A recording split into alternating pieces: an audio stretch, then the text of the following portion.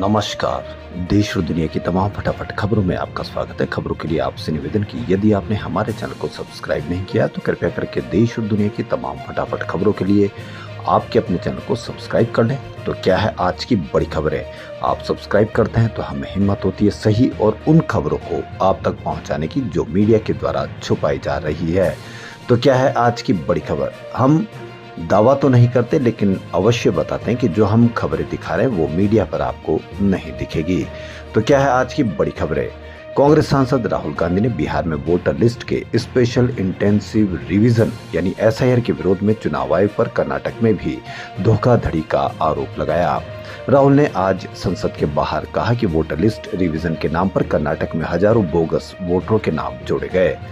राहुल ने कहा कि चुनाव आयोग ने कर्नाटक की एक सीट पर धोखाधड़ी कराई, हमारे पास इसके 100% सबूत हैं। एक ही निर्वाचन क्षेत्र में 50, 60 और 65 साल के हजारों हजार नए वोटर्स को सूची में जोड़ा गया और 18 साल से ज्यादा उम्र के वोटरों को सूची से हटा दिया गया।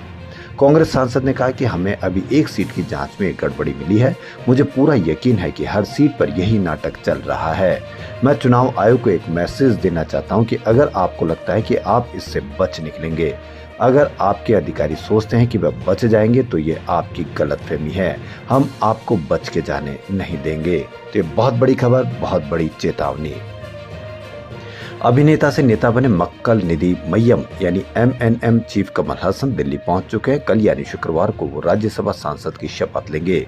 इसी के साथ कमल हसन आधिकारिक तौर पर डीएमके के साथ जुड़ गए हैं। इसके बाद ये भी उम्मीद लगाई जा रही है कि वह 2026 के तमिलनाडु विधानसभा चुनाव में डीएमके के साथ गठबंधन कर सकते हैं। दिल्ली रवानगी से पहले चेन्नई में मीडिया से बातचीत करते हुए उन्होंने कहा कि एक भारतीय होने के नाते मुझे जो सम्मान मिला है उसके साथ सभी कर्तव्यों का पालन करूंगा। कमल हसन ने 2017 में अपनी राजनीतिक पार्टी मक्कल निधि मय्यम की स्थापना की थी। इसके 2 साल बाद यानी 2019 के लोकसभा चुनाव में उनकी पार्टी ने किस्मत आजमाई थी, मगर निराशा हाथ लगी। इस चुनाव में उन्हें केवल 4% वोट हासिल हुए। इसके बाद उन्होंने विधानसभा चुनाव में भी भाग्य आजमाया। ईडी, जी हां, ईडी की बड़ी खबर, अनिल अंबानी के रिलायंस ग्रुप से जुड़े 35 से ज्यादा ठिकानों पर आज ईडी ने छापेमारी की। इसमें करीब 50 कंपनियां शामिल है। 25 से ज्यादा लोगों से भी पूछताछ की गई है। मीडिया रिपोर्ट्स के अनुसार यस बैंक से लिए 3000 करोड़ रुपए के लोन धोखाधड़ी मामले में आज 24 जुलाई को यह की गई है। यह रेड दिल्ली और मुंबई में चल रही है। ये छापेमारी prevention of money laundering act यानी पीएमएलए की धारा 17 के तहत की जा रही है। न्यूज एजेंसी पीटीआई के अनुसार ये कार्रवाई सीबीआई की ओर से दर्ज 2 एफआईआर और सेबी, नेशनल हाउसिंग बैंक और bank of Baroda, national financial reporting authority जैसी एजेंसियों से मिली जानकारी के आधार पर की गई है। मामला 2017 से 2019 के बीच यस बैंक द्वारा अनिल अंबानी से जुड़े रिलायंस ग्रुप की कंपनियों को दिए गए करीब 3000 करोड़ रुपए के लोन से जुड़ा है। संसद के मानसून सत्र का गुरुवार को आज चौथा दिन है। सुबह 11 बजे लोकसभा की कार्रवाई शुरू होते ही विपक्षी सांसद बिहार वोटर वेरिफिकेशन मामले में हंगामा करने लगे और हंगामे के बीच लोकसभा की कार्रवाई आज से 12 मिनट चल सकी। इसे शुक्रवार सुबह 11 बजे तक के लिए स्थगित कर दिया गया। वहीं राज्यसभा की कार्रवाई सिर्फ 1 मिनट 45 मिनट चल पाई। उधर संसद के बाहर मकर द्वार पर बिहार वोटर वेरिफिकेशन मामले में लगातार 30 दिन प्रदर्शन किया गया। सोनिया गांधी भी इसमें शामिल हुई। प्रियंका गांधी ने खतरे में लोकतंत्र लिखा पोस्टर लहराया। राज्यसभा में विपक्ष के नेताओं ने बिहार में एसआईआर मुद्दे पर सदन में हंगामा किया, जिसके बाद सदन को शुक्रवार सुबह 11 बजे तक के लिए स्थगित कर दिया गया। दोपहर 2 बजे लोकसभा की कार्रवाई शुरू होते ही विपक्ष ने फिर हंगामा किया, जिसके बाद सदन को शुक्रवार 11 बजे तक के लिए स्थगित कर दिया गया था। गुजरात दौरे के दूसरे दिन आम आदमी पार्टी के राष्ट्रीय संयोजक अरविंद केजरीवाल और पंजाब के मुख्यमंत्री भगवंत मान नर्मदा जिले के डेडिया पाडा पहुंचे हैं। वे यहां आप विधायक चेतर वसावा के समर्थन जनसभा करेंगे। इस सभा का मुख्य उद्देश्य चेतर वसावा की गिरफ्तारी के विरोध में उनका समर्थन करना है। सामान्य जीवन से सत्ता में आने के बाद भाजपा नेता भ्रष्टाचार कर रहे हैं, धन इकट्ठा कर रहे हैं और आदिवासियों के अधिकार छीन रहे हैं। भाजपा का नेता पहले साइकिल पर घूमता है, लेकिन नेता बनते ही उसका बंगला बन जाता है। ये भ्रष्टाचार के कारण ही संभव है।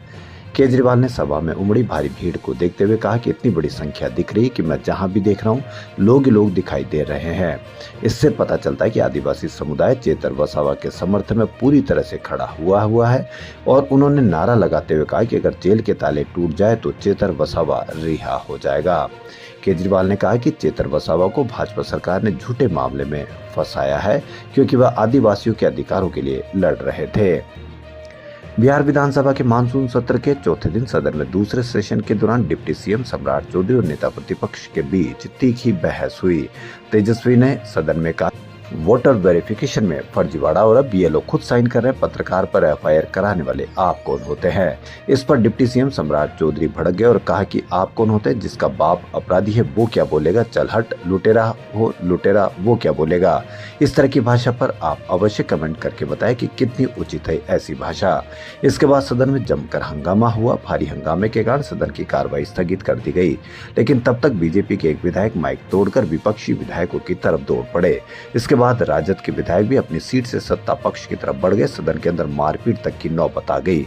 इस तरह के शब्दों के बयान होंगे, बयानबाजी होगी तो कहीं से भी इस तरह की आप उम्मीद कैसे कर सकते हैं। सदन से बाहर निकलने के बाद तेजस्वी यादव ने कहा कि सदन के अंदर सत्ता पक्ष के विधायकों ने मुझे गालियां दी।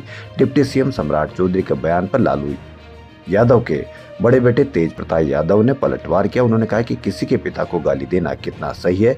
अगर कोई घर परिवार तक आएगा तो इंसान क्या करेगा। मैं तो सदन में नहीं था, वरना मैं उनका बुखार छुड़ा देता। वो लोग गुंडा पार्टी से आते हैं।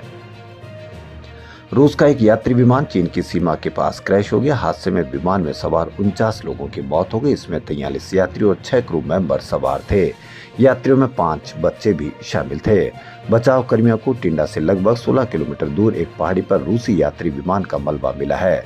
राइटर्स के अनुसार ये विमान रूस के पूर्वी अमूर क्षेत्र में उड़ रहा था। अमूर के गवर्नर वॉलिसी ओरलोव ने टेलीग्राम पर बताया कि लापता विमान अंगारा एयरलाइंस का है।